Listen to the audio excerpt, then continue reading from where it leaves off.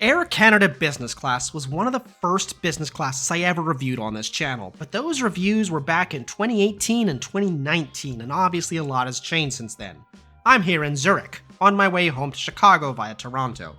What's Air Canada's business class like these days? Let's find out on this trip on the 777-200 LR. This ticket was booked as part of an award ticket from Munich to Zurich to Toronto to Chicago. I paid 66,000 Aeroplan miles and timed it with a transfer bonus, so I think that's a pretty good value for business class to and from Europe. There's also been the change about lounge access. If you book a more expensive award ticket, you can have access to the Signature Suite and Air Canada's lounges in Toronto. As I was flying to Canada, I didn't bother, but at least that option is now available. Still, having to pay more miles for something that should have been included to begin with is just plain silly in my book. Arriving from my Swiss A220 flight, I first headed to the Swiss lounge in the main terminal. Just like the Lufthansa lounge, they are separated into business and senator, and without status, I headed to the business lounge. For breakfast, they were freshly cooking eggs, and there was a perfectly fine spread. When they transitioned to lunch, I was also happy to see a lot of healthy options. This being Switzerland, there were enough Ricolas to supply an army. Even though the gate had yet to be posted, I guessed that I needed to head to take the train to the international long-haul terminal. When going through immigration, a Japanese man and his daughter were being questioned with the typical human trafficking questions. Who is your daddy and what does he do? They couldn't find my entry stamp from Paris, and I said it was the French, and the agent rolled his eyes and stamped my passport.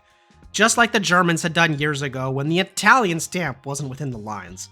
Some national stereotypes and rivalries never will end, it seems. This will be my 7th Air Canada flight I have covered on the channel. Every single one before this one has been late, often very significantly. Does anyone want to place bets about this flight? That's right. I got an email that the flight would be delayed by an hour. It had taken off 3 hours late from Toronto. Sure, things happen. Mechanical delays need to be properly addressed, but I'm just saying, when you look at the board of flights, and you are quite literally the only delayed flight that I see, you fucked up. Because I had a tight connection to the last flight of the day out of Toronto, I went to the very friendly Air Canada agents and asked if I could be moved to a Swiss flight direct to Chicago. And I'm guessing that Swiss business class is better than Air Canada's, but from the title of this video, you can guess that the answer was no. Still, it never hurts to ask. They seemed very willing to move me until they realized it was an award ticket. The E-gates have a bunch of different lounges and places to kill time. One of these is the plane spotting deck. I also checked out the Swiss business lounge here as well, with a modest food buffet and view of the runway and taxiways. I watched my Air Canada flight finally land before heading to the gate.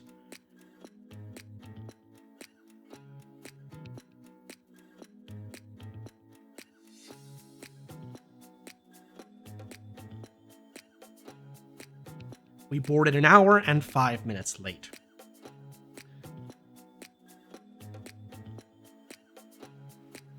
Business class on the 777 is in 2 cabins, a large front cabin and a smaller mini cabin. I had selected a seat in the mini cabin. I've covered these seats before many times, not just on Air Canada, but most recently on Fiji Airways. I like them. There's a large tray, storage area with USB, full power and a remote, and a touch panel for seat controls. The one downside of the mini cabin is that all of the economy passengers file through, which makes the service on the ground quite difficult. We were ultimately served water or sparkling wine in plastic cups. I think the front cabin got real glassware and we got plastic due to the time constraints, which is fine due to our late departure, but is just an observation. The crew did offer to hang our coats. The amenity kit had products from Acqua di Parma, the same brand as Etihad First Class, with the basics all black. I also appreciate the glasses cloth. There's free messaging for Aeroplan members. Wi-Fi was $10.75 Canadian for an hour and $27.75 for the whole flight. Menus were passed out and orders were taken on the ground. We pushed back 58 minutes late. The safety video was unique and highlighted Canada's Indigenous people. That's cool. Less cool are the ads that immediately follow the safety video.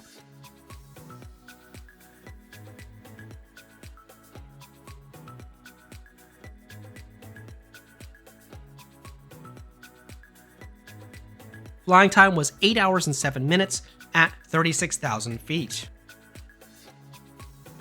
I was welcomed by a flight attendant personally by name and asked if I needed anything, so bonus points there.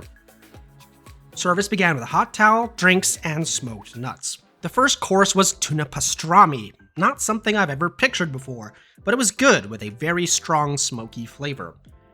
For mains, there was a choice of beef, chicken, fish, or pasta. Gone is the signature dish from a celebrity chef. Having learned nothing from Aeroplan, I ordered the fish. It was served with a choice of garlic, white, or whole wheat bread. The fish was fine, though I didn't find it particularly appetizing. And something was off with both the spinach and the potatoes. The potatoes tasted, plasticky, like they were boiled in baking soda, just not right. The spinach, I immediately knew it was canned. I know airlines can do spinach in a dish, see Iberia, but this ain't it, chief. Really underwhelming. The menu had separate cheese and dessert courses, but it was presented to us as an or. The crumble cake was actually not bad. If you wanted more, there's also a snack basket in the galley. The noise-canceling headphones were fine, with fairly good noise cancellation, but after one movie, I found them uncomfortable on my large ears.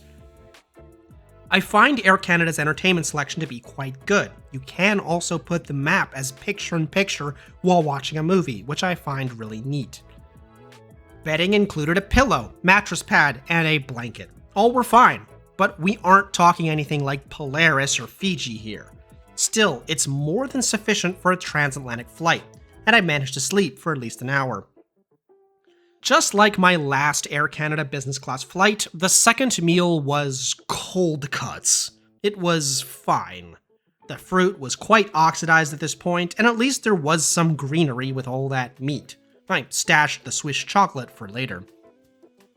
One annoyance or odd pattern for Air Canada is that they like to collect the noise-canceling headphones well before we'd land, then put them in a padlock bag. For a while, I thought that had changed. But no, just as I noted that down in my script, they were collected 30 minutes prior to landing. We were offered cheap disposable ones though as a replacement, so yay? Soon enough, Toronto came into view.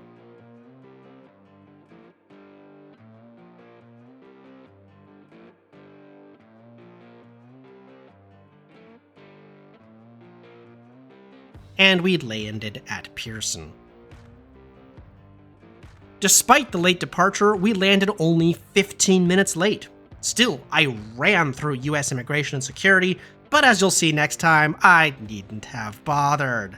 7 out of 7 Air Canada flights have been late. Can you guess what possibly could have happened to the 8th? So Air Canada's business signature class. It's an absolutely solid business class product. Is it my favorite? Hardly. It doesn't hold a candle to the Asian carriers, and even to Europe I'd prefer Finnair, Air France, or hell even United.